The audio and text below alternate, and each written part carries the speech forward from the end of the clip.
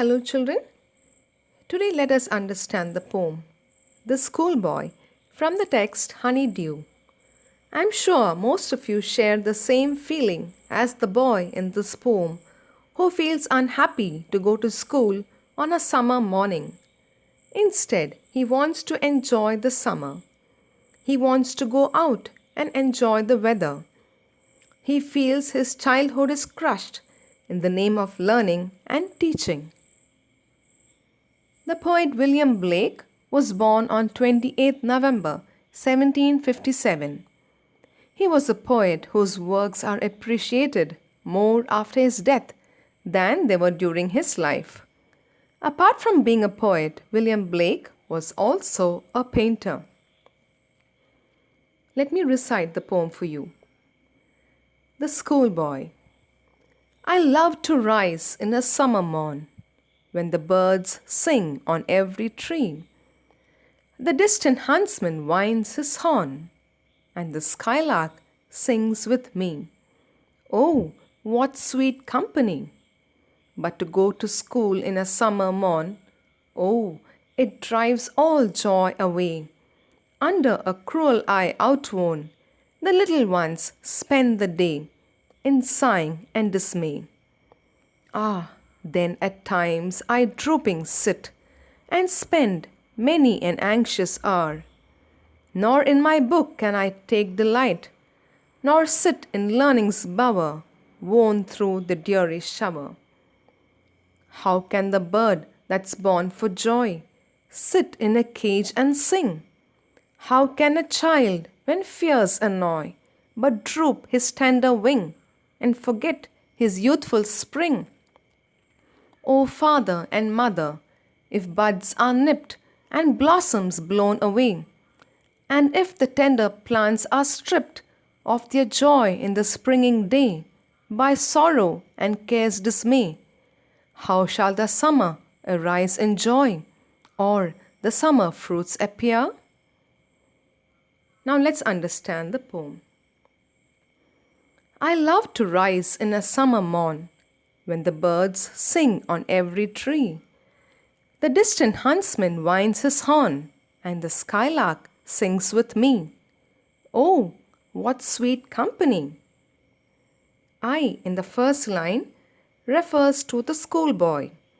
The young boy says that he is very happy to get up early in a summer morning. He is pleased to see the trees and the birds. The child can hear the huntsman, that is, a person who hunts, blow his horn. The child says that in such a morning, a skylark sings with him. He enjoys the company of nature.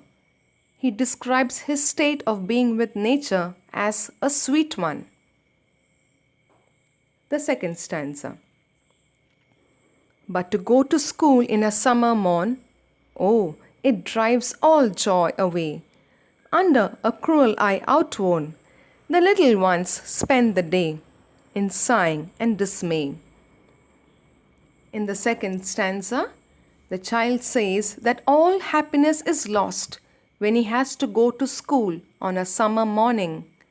He is tired to be under the strict supervision of his teacher. The child wishes to enjoy the pleasures of summer, but he has to attend school, and it is a boredom.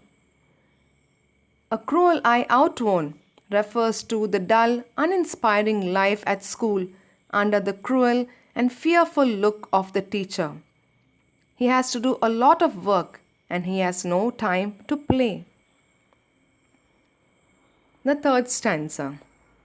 Ah, then at times I drooping sit and spend many an anxious hour. Nor in my book can I take delight, nor sit in learning's bower, worn through the dreary shower. In the third stanza, the child expresses his extreme tiredness being in the school, and so he sits in a drooping manner with his shoulders bent downwards. The time spent by the child in the school is described as anxious hour because he is filled with anxiety or worry. He does not enjoy the lessons taught. Here, Bhava means the school or classroom in which he is imprisoned.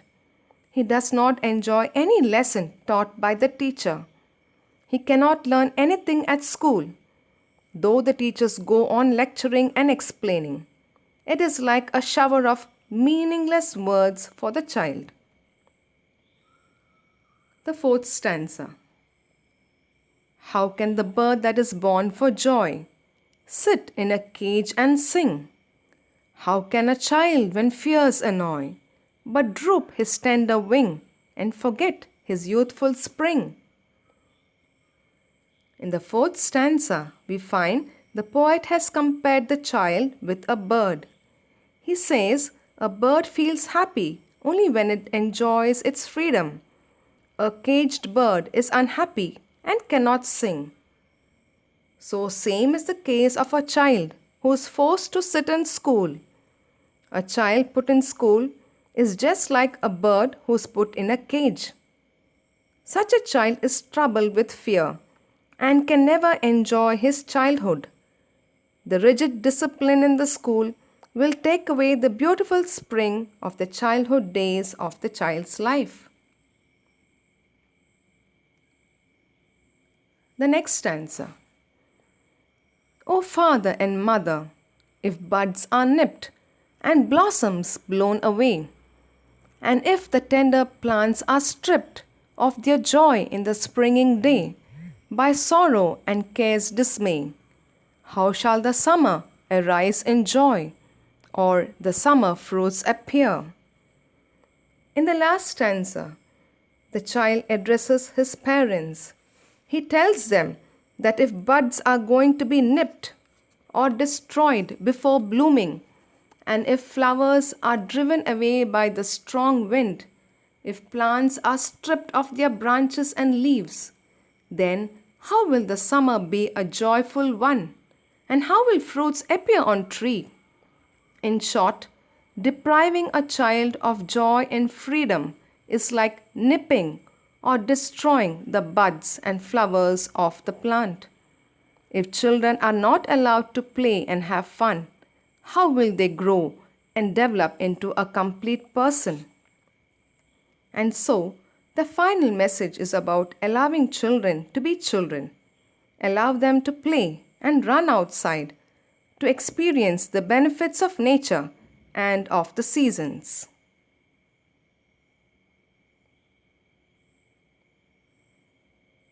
Here are the meanings of some difficult words.